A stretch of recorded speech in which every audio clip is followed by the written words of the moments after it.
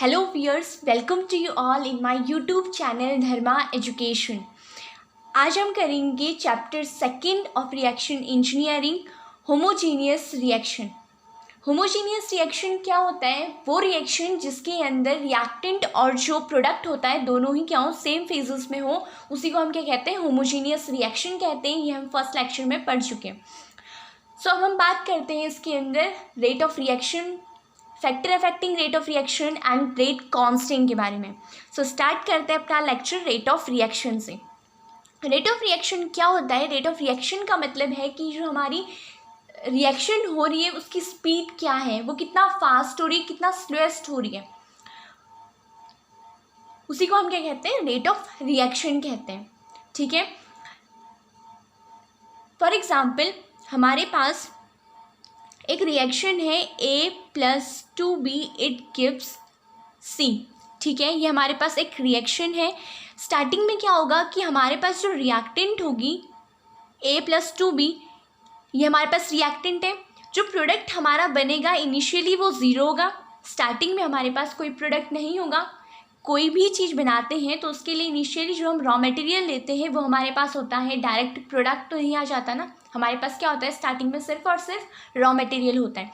तो as it is यहाँ पे भी क्या है, हमारे पास सिर्फ और सिर्फ रिएक्टेंट है। ये जब क्या होगा कि धीरे धीरे जब टाइम बीतता रहेगा तो क्या होगा कि ये जो रिएक्टेंट है ना, ये धीरे धीरे करके डिक्रीज़ हो जाएगा। इसकी जो कंसनट्रेशन है ये डिक्रीज़ हो जाएगी और जो प्रोडक्ट होगा वो बनना स्टार्ट हो जाएगा और उसकी जो कंसनट्रेशन होगी वो इंक्रीज़ होने लग जाएगी। यानी कि रिएक्टेंट की कंसनट्रेशन डिक्रीज़ होने लगेगी और प्रोडक्ट की कंसनट्रेशन इंक्रीज़ होने लगेगी, तब जाके हमारे पास क्या बनेगा? रिएक्शन, मतलब हमारे पास क्या होगा? प्रोडक्ट बन जाएगा। इसी को हम क्या कहते हैं? रेट ऑफ रिएक्शन कहते हैं। यानी हमारा जो रेट ऑफ रिएक्शन होता है, रेट ऑफ रिएक्शन जो होता है वो किसके इक्वल होता है? Concentration of reactant, concentration, change in concentration of reactant and product with time taken। यानी टाइम के साथ जितना हमारा जो रिएक्टेंट है और जो प्रोडक्ट है उसकी कंसंट्रेशन में जितने भी चेंजेस हुए हैं वो हमारा क्या होता है? रेट ऑफ रिएक्शन होता है। ठीक है। सो रेट ऑफ रिएक्शन हम अगर इसका बताएं तो इसका रेट ऑफ रिएक्शन क्या हो जाएगा? इसका रेट ऑफ रिएक्शन क्या हो जाएगा? ROR of A। अगर हम सिर्फ A का लें तो क्या हो जाएगा? कंसंट्रेशन ऑफ A, कंसंट्रेशन को हम स्क्वायर ब्रैकेट के अंदर डिनोट करते हैं डिवाइडेड बाय टाइम टेकन, यानी कि change in time, change in concentration of A with change in time. ठीक है। और यहाँ पे जो साइन आएगा वो माइनस का आएगा। अगर मैं रेट ऑफ रिएक्शन निकालूँ B का तो रेट ऑफ रिएक्शन B का क्या हो जाएगा? Minus delta B divided by delta T। And अगर मैं C का निकालूँ तो rate of formation of C कितना हो जाएगा? Delta C over delta T। अब यहाँ पे मैंने माइनस का यूज़ किया है और यहाँ पे मैंने माइनस का यूज़ नहीं किया, यहाँ पे प्लस है। इसका रीज़न ये है कि मैंने आपको बताया यहाँ पे जो रिएक्टेंट है उनकी जो कंसंट्रेशन होगी वो क्या हो जाएगी? डिक्रीज़ होगी।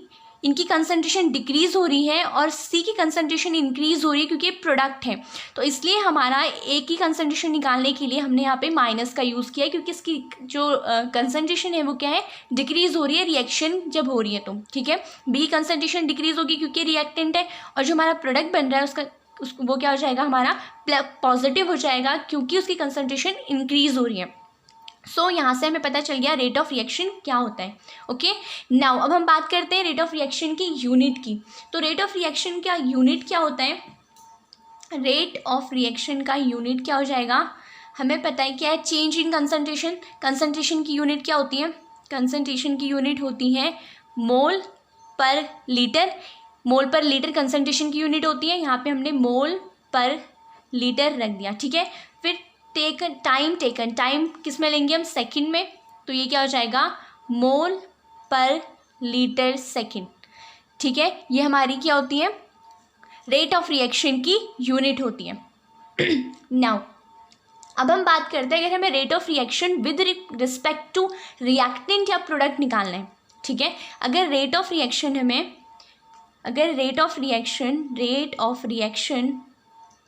विद रिस्पेक्ट टू रिएक्टेंट और प्रोडक्ट, रिएक्टेंट या प्रोडक्ट में अगर हमें रेट ऑफ रिएक्शन निकालना है तो क्या हो जाएगा, rate of reaction is equals to क्या हो जाएगा, minus delta concentration of A divided by delta T is equal to minus delta concentration of B divided by delta T is equal to concentration of C change in time. ठीक है। अब यहाँ पे क्या होगा, रेट ऑफ रिएक्शन जब हम with respect to reactant या प्रोडक्ट निकालते हैं तो हम उस रेट को क्या करते हैं, डिवाइड कर देते हैं उसके स्टैक्योमेट्रिक कोफिशिएंट से।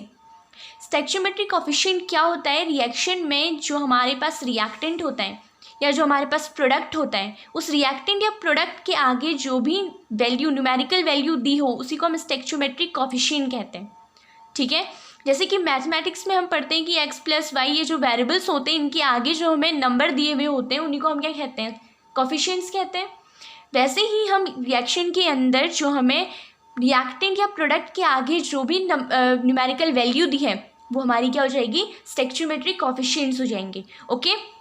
नाउ इसका स्टैक्योमेट्रिक कोफिशिएंट हम उसे क्या करेंगे, डिवाइड करेंगे। तो ए का क्या है, 1 है, इसके आगे 1 होगा तो यहाँ पे हम क्या कर देंगे, 1/1। ठीक है। फिर हम b की बात करें तो b के आगे 2 है तो इसे डिवाइड कर देंगे 1/2 से। फिर अगर हम c की बात करें तो इसके आगे 1 है तो यहाँ पे हम क्या कर देंगे, 1/1 से डिवाइड कर देंगे। ये हमारी क्या होती है, रेट ऑफ रिएक्शन होती है विद रिस्पेक्ट टू रिएक्टेंट और प्रोडक्ट। आई होप आपको रेट ऑफ रिएक्शन पता चल गया होगा। इसकी यूनिट मोल पर लीटर सेकेंड होती है। एंड रेट ऑफ रिएक्शन किस पे डिपेंड करता है, रेट ऑफ रिएक्शन होता है कि कितना हमारा कंसंट्रेशन जो है रिएक्टेंट और प्रोडक्ट की वो कितनी चेंज हुई है टाइम के चेंज के होने साथ साथ। ठीक है। सो अब हम बात करते हैं factor affecting rate of reaction. Rate of reaction को कौन कौन से फैक्टर्स अफेक्ट करते हैं। पहला फैक्टर है nature of reactant, particle size, presence of catalyst, temperature and concentration. ये 5 फैक्टर हैं जो कि हमारे रेट ऑफ रिएक्शन को अफेक्ट करते हैं। हम बात करते हैं सबसे पहले नेचर ऑफ रिएक्टेंट की। नेचर ऑफ रिएक्टेंट का मतलब है कि रिएक्शन के अंदर जो हम रिएक्टेंट यूज़ कर रहे हैं उसका नेचर कैसा है। अगर हम मान लीजिए कि हमें पता है हमारी जो कोई भी सब्सटेंस जो होता है हमें 3 फेजेस में मिलता है। ठीक है। 3 फेजेस में मिलता है, सॉलिड, लिक्विड या फिर गैसियस। तो यहाँ पे सॉलिड के जो पार्टिकल्स होते हैं, जो मॉलिक्यूल्स होते हैं, वो क्या होते हैं, बहुत ज़्यादा एक दूसरे के क्लोज होते हैं। लिक्विड की अगर हम बात करें तो एज़ कम्पेयर टू सॉलिड वो उससे थोड़ा दूर दूर होते हैं। और अगर हम गैसियस की बात करें तो उसके मॉलिक्यूल्स के बीच में बहुत ज़्यादा स्पेस होता है। तो जाहिर सी बात है जहाँ पे ज़्यादा स्पेस होगा वो मॉलिक्यूल्स क्या होंगे, ज़्यादा रिएक्ट करेंगे, उनके पास अदर मॉलिक्यूल ज़्यादा रिएक्ट कर सकते हैं।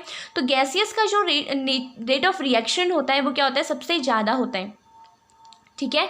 गैसेस का सबसे ज़्यादा होता है, फिर लिक्विड का होता है और उसके बाद सबसे कम जो होता है वो सॉलिड का होता है। ठीक है। दूसरी हम बात करें, अगर हम होमोजीनियस रिएक्शन की बात करते हैं या हेट्रोजीनियस रिएक्शन की बात करते हैं। होमोजीनियस का मतलब क्या है कि सेम फेजेस वाले रिएक्शन, ज़्यादा रिएक्ट करते हैं as compare to different phases वाले रिएक्शन। मतलब कि मान लीजिए मैंने एक गिलास में पानी लिया, ठीक है, इसमें मैंने वाटर ले लिया और एक गिलास में मैंने मिल्क ले लिया। ठीक है। ग्लास में मिल्क लिया और एक में मैंने वाटर लिया। अब मैं इस मिल्क को इस वाटर के अंदर मिक्स करूँगी तो ये इजीली मिक्स हो जाएगा एज़ कम्पेयर टू मैंने इस मिल्क के अंदर अगर मैंने इस वाटर के अंदर शुगर डाल दिया।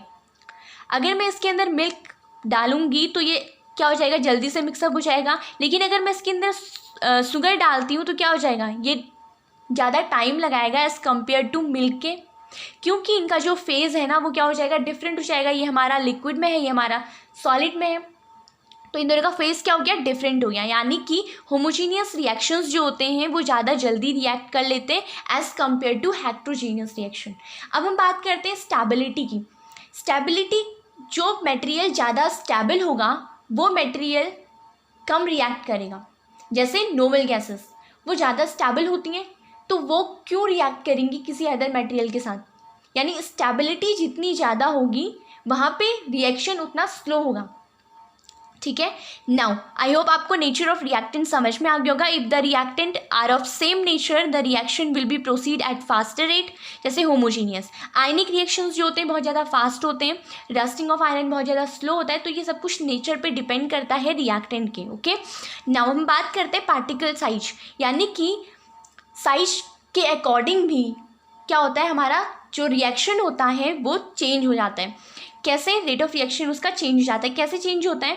मान लीजिए मेरे पास एक चॉक का टुकड़ा है, ये मेरे पास चॉक है, ठीक है। मेरे पास एक गिलास पानी है। इस वाटर के अंदर मैंने क्या किया, इस पूरे चॉक के पीस को इसके अंदर डाल दिया, ठीक है। फिर मैंने एक गिलास पानी, सेम क्वांटिटी का मैंने वाटर लिया और मैंने ये सेम पीस ऑफ चॉक को पाउडर फॉर्म में कन्वर्ट कर दिया। इस पाउडर फॉर्म को मैंने यहाँ इसमें डाल दिया, ठीक है। अब क्या होगा, ये ज़्यादा जल्दी घुलेगा इसके अंदर या फिर ये ज़्यादा जल्दी घुलेगा। तो हमें पता है कि ये जो पाउडर फॉर्म में है ये इजीली इसके अंदर क्या हो जाएगा, मिक्स हो जाएगा एज़ कम्पेयर टू दिस। यानी कि हमारा जो पार्टिकल साइज होगा, जितना ज़्यादा हमारा साइज पार्टिकल का बड़ा होगा तो रेट ऑफ रिएक्शन उतना स्लो हो जाएगा। रेट ऑफ रिएक्शन क्या हो जाएगा, उतना स्लो हो जाएगा। और अगर जितना छोटा हमारा पार्टिकल होगा वो रिएक्शन उतनी फास्ट हो जाती है, ठीक है। नाउ तीसरा है presence of catalyst. Presence of catalyst यानी कि कैटलिस्ट क्या होता है, कैटलिस्ट एक ऐसा मटेरियल होता है जिसका यूज़ हम रिएक्शन के रेट को इंक्रीज़ करने के लिए करते हैं। ज़्यादातर हम रेट को इंक्रीज़ करने के लिए करते हैं और कभी कभी हम इसका यूज़ रिएक्शन की स्पीड को कम करने के लिए भी करते हैं, ठीक है। तो प्रेजेंस ऑफ कैटलिस्ट, अगर मान लीजिए हमारे पास एक रिएक्शन है, हाइड्रोजन और ऑक्सीजन मिलके क्या करते हैं, वाटर बनाते हैं, ठीक है। लेकिन होता क्या है कि ये जो रिएक्शन है ये बहुत स्लोली होती है, ठीक। तो हम क्या करते हैं, इसके अंदर हम इसमें प्लेटिनम कैटलिस्ट यूज़ करते हैं, जिसकी वजह से क्या होता है, ये हमारा रेट ऑफ रिएक्शन इंक्रीज़ हो जाता है। यानी जो रिएक्शन होती है हमारी वो जल्दी जल्दी होने लग जाती है कैटलिस्ट के प्रेजेंस में। कैटलिस्ट का काम क्या होता है, ये क्या करता है, एक्टिवेशन एनर्जी को डिक्रीज़ कर देता है। मैं आपको एक्टिवेशन एनर्जी पे वीडियो बना के दूँगी, ठीक है। सो एक्टिवेशन एनर्जी को क्या करता है, ये डिक्रीज़ कर देता है, या फिर हम कह सकते हैं कि ये पाथ को शॉर्ट कर देता है, ठीक है। जो इसका रियल पाथ था उसने क्या किया, उसको शॉर्ट कर दिया। ये होता है कैटलिस्ट का काम। और ये जो कैटलिस्ट होता है बिना अपने आप को अफेक्ट किए रिएक्शन के रेट को इंक्रीज़ कर देता है, ओके। इस तरीके से जो रेट ऑफ रिएक्शन होता है वो कैटलिस्ट के द्वारा अफेक्ट किया जाता है। नेक्स्ट है टेम्परेचर। टेम्परेचर, जैसे जैसे हम टेम्परेचर को इंक्रीज़ करते हैं, तो हमारी रिएक्शन जो होती है ना वो फास्ट होने लगती है। यानी कि फॉर एग्ज़ाम्पल, अगर मैं पानी गर्म कर रही हूँ, ठीक है, मैं पानी गर्म कर रही हूँ तो मैंने वो एक धूप में रख दिया और एक को मैंने गैस के ऊपर रख दिया। मैंने जो धूप में पानी रखा था वो ज़्यादा जल्दी गर्म होगा या फिर वो पानी ज़्यादा जल्दी गर्म होगा जो मैंने गैस के ऊपर रखा है? वो पानी ज़्यादा जल्दी गर्म होगा जिसका टेम्परेचर ज़्यादा होगा। तो मैंने जो गैस के ऊपर रखा है उसका टेम्परेचर उसकी जो फ्लेम है वो मैंने क्या की है, बहुत ज़्यादा करीबी है, ठीक है। और जो धूप में पानी रखा हुआ है वो क्या करेगा, आराम आराम से गर्म होगा। यानी कि जैसे ही हम टेम्परेचर को बढ़ा देते हैं हमारा जो रिएक्शन होती है ना वो ज़्यादा जल्दी होने लग जाती है। नाउ नेक्स्ट है कंसंट्रेशन। कंसंट्रेशन पे कैसे हमारा रेट ऑफ रिएक्शन डिपेंड करता है। जैसे जैसे हमारी कंसंट्रेशन इंक्रीज़ होगी हमारा रेट ऑफ रिएक्शन उतना ज़्यादा होता रहता है, इंक्रीज़ हो जाता है। कैसे, हमारे पास रेट लॉ से हमें पता चलता है कि R is equals to K एक कंसंट्रेशन की पार N होता है। रेट लॉ मैं अभी आपको पढ़ाऊँगी, ठीक है। अभी तक हमने क्या पढ़ा कि हमारा जो रिएक्शन है वो क्या होता है, रेट ऑफ रिएक्शन क्या होता है कि हमारी जो रिएक्टेंट है उसकी जो कंसंट्रेशन है वो डिक्रीज़ हो रही है और जो प्रोडक्ट है उसकी कंसंट्रेशन इंक्रीज़ हो रही है। तो उसे हमें यहाँ से क्या पता चलता है कि जो हमारा रेट ऑफ रिएक्शन होता है, यानी जो रेट है वो किस पे डिपेंड करता है, हमारी कंसंट्रेशन की पार पे डिपेंड करता है। कंसंट्रेशन की पार पे डिपेंड करता है, यही हमारा रेट लॉ होता है जो कि हमें रिलेशन बताता है रेट ऑफ रिएक्शन और कंसंट्रेशन के बारे में, रेट ऑफ रिएक्शन और कंसंट्रेशन के बारे में। यानी कि R is proportional to concentration की पावर N है ना, तो हम इस प्रोपोर्शनलिटी साइन को अगर हटाएंगे तो ये क्या बन जाएगा, R is equals to K concentration की पावर n, ये हो जाएगा। यानी यहाँ पे जो k है ये हमारा क्या है, ये इक्वल हो जाता है रेट ऑफ रिएक्शन के। कब होता है, जब ये कंसंट्रेशन जो ये हमारी, जब ये 1 हो जाएगी, 1 हो जाएगी, तो हमारा यहाँ पे जो रेट ऑफ रिएक्शन होगा वो रेट लॉ के इक्वल हो जाएगा। यानी कि यहाँ पे जो रेट ऑफ रिएक्शन है, यानी कि यहाँ पे क्या है हमारा जो, अगर हम ऑर्डर को 0 रखें, ठीक है, ये क्या होता है हमारा ऑर्डर होता है, अगर हम ऑर्डर को 0 रखें तो क्या होगा, ये हमारा 1 हो जाएगा और यहाँ पे क्या बचेगा, r इज इक्वल्स टू के बचेगा, r इज इक्वल्स टू के बच जाएगा। और जब r इज इक्वल्स टू के का मतलब क्या है कि हमारा रेट जो है वो क्या हो जाएगा, हमारा कांस्टेंट हो जाएगा। लेकिन अगर हम यहाँ पे 1 रखें तो ये क्या हो जाएगा, इंक्रीज हो जाएगा। अगर हम यहाँ पे इसकी पार्ट 2 रखें तो ये और ज़्यादा इंक्रीज हो जाएगा। यानी कि कंसंट्रेशन जब बढ़ रही है तो हमारा जो रेट है वो क्या हो रहा है, इंक्रीज हो जा रहा है, रेट ऑफ रिएक्शन भी इंक्रीज हो जा रहा है। आई होप आपको फैक्टर इफेक्ट कैसे करते हैं रेट ऑफ रिएक्शन पे वो समझ में आ गया होगा। नाउ हम बात करते हैं रेट कांस्टेंट क्या है। अभी मैंने आपको बताया कि रेट ऑफ रिएक्शन क्या होती है, कि जैसे जैसे हमारी कंसंट्रेशन, रिएक्टेंट की कंसंट्रेशन चेंज होती है, प्रोडक्ट की कंसंट्रेशन चेंज होने लग जाती है। यानी कि रिएक्टेंट की कंसंट्रेशन डिक्रीज होती है और प्रोडक्ट की कंसंट्रेशन इंक्रीज हो रही है। तो रिएक्टेंट यहाँ पे जो रेट है वो किस पे डिपेंड कर रहा है, हमारा रेट हमारा डिपेंड कर रहा है कंसंट्रेशन पे। यहाँ से हमें पता चल रहा है। So we can say that the rate is related to the concentration of the reactant. जैसे जैसे रिएक्टेंट डिक्रीज हो रहा है तो प्रोडक्ट की कंसंट्रेशन इंक्रीज हो रही है। यानी कि हमें पता चल रहा है कि रेट किस पे डिपेंड कर रहा है, कंसंट्रेशन पे, कंसंट्रेशन की पावर n पे, ठीक है। सो यहाँ पे से अगर हम इस प्रोपोर्शनैलिटी साइन को हटाएं तो यहाँ पे क्या हो जाएगा, r इज इक्वल्स टू के, कंसंट्रेशन की पावर n, ठीक है। नाउ रेट लॉ क्या होता है, रेट लॉ हमें रिलेशनशिप बताता है किन के बीच में, 2 चीज़ों के बीच में, एक तो रेट ऑफ रिएक्शन के बीच में और दूसरा कंसंट्रेशन के बीच में, रेट ऑफ रिएक्शन और कंसंट्रेशन के बीच में, ठीक है। ये होता है रेट लॉ। नाउ अब हम बात करें रेट कांस्टेंट की। तो रेट कांस्टेंट क्या है, यहाँ पे जो के था, यानी कि r इज इक्वल्स टू के कंसंट्रेशन की पावर n जो था, यहाँ पे जो k है ये हमारा रेट कांस्टेंट कहलाता है। यही प्रोपोर्शनैलिटी कांस्टेंट जो होता है हमारा, ये रेट कांस्टेंट होता है, ठीक है। The constant k in the rate law, ये हमारा रेट लॉ था, इसके अंदर जो कांस्टेंट k है यही हमारा क्या है, रेट कांस्टेंट है, ओके।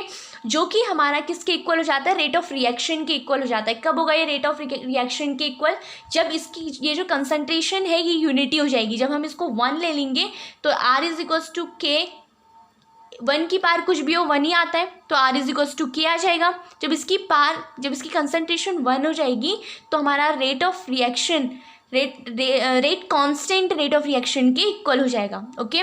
फॉर एग्जांपल मेरे पास एक रिएक्शन है, ठीक है, मेरे पास एक रिएक्शन है XA plus YB is equal to product बन रहा है, ठीक है। यहाँ पे अगर मैं बात करूँ रेट की, रेट लॉ की बात करूँ तो रेट लॉ क्या बन जाएगा हमारे यहाँ से, K कांस्टेंट, A की कंसंट्रेशन की पावर X हो जाएगा और B की कंसंट्रेशन की पावर Y हो जाएगा।